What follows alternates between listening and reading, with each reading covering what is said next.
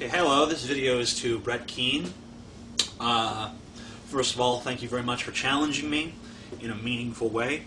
I very much appreciate that. I love the opportunity to amend my opinions or to at least argue my points in a constructive manner. So let's see, first things first, the existence of Jesus as a historical figure. I went on Google and I typed in historians, Jesus, real, and I found plenty of sites where legitimate historians who are presumably secular because they're historians and not, farmers or whatever. And plenty of them said that, Jesus probably was a real historical figure. And I kind of leaned towards that as a gut feeling because of the fact that we have so many people with messianic complexes today. I mean, think about David Koresh or Charles Manson, and they're probably exactly the same archetype as Jesus was. And there were plenty of other people in Jesus' day who claimed to be the Messiah.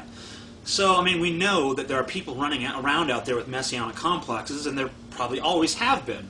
So if that's the case, then it seems likely that there was once a guy named Jesus, or, Josiah, or whatever the fuck Jesus' real name was, that was the historical basis for Christ, even if the things that were attributed to him were stolen from earlier texts.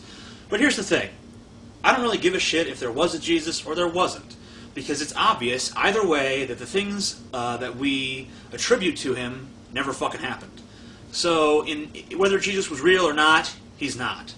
So, I mean, it's really kind of immaterial. We're really kind of focusing on the wrong thing here. And so I have no problem with it either way. I mean, I didn't know that there was such a strong case against Jesus being real. And thank you for turning me on for that. Turning me on to that. And it is very interesting, and I could go either way on the issue. I'm about 50-50 convicted, but the thing is, I don't really care that much. I don't really see it as being that important. And, if Christians want to say Jesus was real, I'll present them the evidence that he wasn't, and say, hey, look, here's a bunch of shit that says he wasn't real. And but really, that's not even that big of an issue for debate, in my opinion. So let's move on to some other stuff. Let's touch upon the comments I made about sort of respecting the religious figures for basically scamming people out of their money, and how I respected them. You said that you don't think that requires much intelligence to do. I don't really respect their intelligence. I kind of just respect their flagrant disregard for any sort of conscience, I guess. I think we all have kind of that dark side where we wish we didn't have these restraints of conscience that keep us from doing all this horrible, terrible shit to people, because a lot of times we feel like people maybe deserve it to some extent because of their stupidity, of their gullibility, of their general aggression, and all these other things. And I think we all kind of have a natural desire to maybe sometimes cut loose on them. I think that's why video games like Grand Theft Auto are so popular. People want to be a criminal that drives around punching whores and running over people.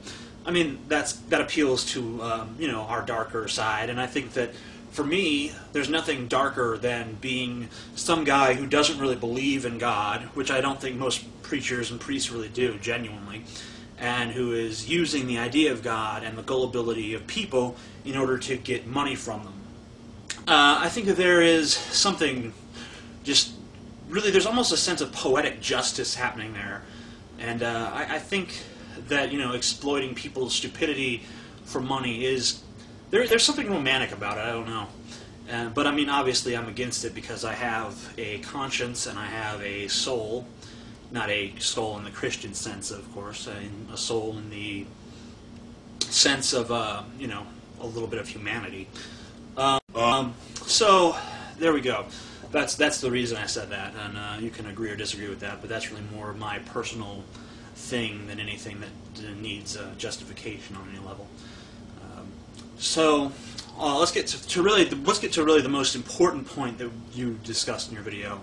Much more important than whether or not Jesus was a real person, or why I have a dark infatuation with men of the cloth. Man, it sounds gay when I put it like that. But let's get to the meat of the issue. How far can we allow religion to go? How far do we allow religious freedom to go? Because you saw my comment where I said that I didn't think that Elton John was right when he said let's ban religion. And I think that you said maybe we should ban religion, and I think, well, you pretty much came out in favor of banning religion. You said you compared religion to crack cocaine. Well, first of all, I'm not in favor of banning crack cocaine either. I would legalize all drugs if I were president of the country. Well, king of the country, or emperor, rather, because I guess the president doesn't really have that power. But, if I was in charge, all drugs would be legal. Just because you would see a lot, because, you would see drugs being a lot safer because they are regulated, and because you could get them, and because you could just buy them at Walmart. You wouldn't buy them from drug dealers who are shooting each other over pieces of land on a daily basis. So for the right to sell crack on a specific street corner, you can sell it at a local drugstore. And I don't think it's the right of anybody to say what you can do with your own mind, of course, because I think that's the most basic of freedoms. And drugs affect the mind, so I think that trying to enforce drug laws is kind of like trying to enforce what people think. And religion is outright trying to enforce what people think. I mean, trying to ban religion is outright trying to trying to regulate what people can think, even if you are just talking about organized religion. Now, you say that the example that you use to justify the destruction of a religion, as the organized religion rather, is the KKK. You think that we'd be better off without the KKK, and I agree with you that we'd be better off without the KKK, but is banning them the solution? I don't think so. Here's why. Because the KKK is an effect. They're not a cause. And we're here talking about the cause and effect of racism. We're saying that basically they are not the cause of racism. Groups that believe in these things are not the cause of what they advocate.